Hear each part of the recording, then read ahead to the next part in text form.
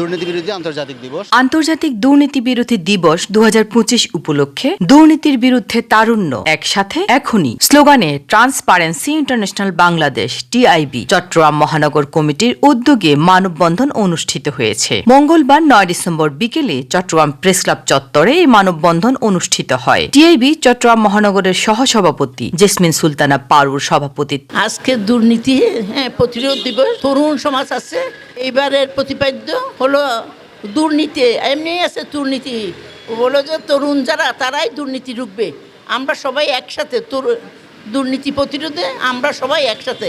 সেখানে তরুণদের কথা বলা হয়েছে, কারণ দুর্জয় তারণ্য, দুর্নীতি রুখবেই, এর চেয়ে বড় কথা আর হতে পারে না।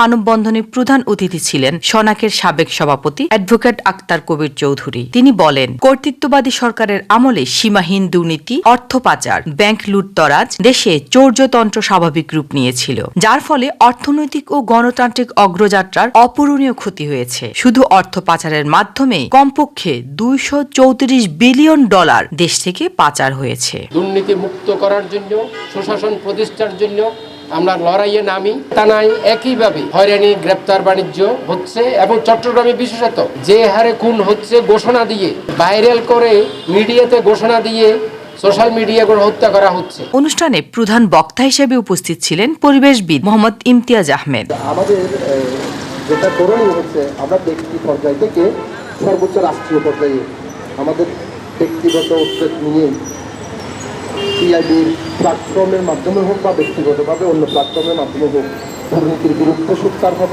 একসাথে। এখনই আগামী 21 শতাব্দীর চ্যালেঞ্জ মোকাবিলায় এবং দেশকে স্বনির্ভর দুর্নীতিমুক্ত একটা আন্দোলন করে অন্যায়ভাবে ব্যক্তিগত স্বার্থ হাসিল করে তখনই দুর্নীতি সৃষ্টি হয়। এটি কেবল ঘুষ ও আর্থিক লেনদেনে সীমাবদ্ধ নয়, বরং স্বজনপ্রীতি, ক্ষমতার অপব্যবহার এবং দায়িত্বে অবহেলা দুর্নীতির অন্তর্ভুক্ত।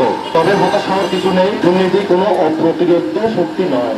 সোনালী বাংলাদেশ হবে সেটা আমরা জানি না। 71-এ মহান মুক্তিযুদ্ধের 9 মাস রক্তক্ষয়ী যুদ্ধের মধ্যে যে আমাদের একটা বাংলাদেশ সৃষ্টি করতে হয়েছে, সেটাতে আমাদের জুলাই রক্ত দিতে হয়েছে। সরকার 2017 সাল থেকে টিআইবির প্রেক্ষিতে এই দাবিটা জাতীয়ভাবে পালন করে আসছে। এরই অংশ হিসেবে আজকে মূলত এইখানে আমাদের দাঁড়ানো। নোংর নিউজ, চট্টগ্রাম।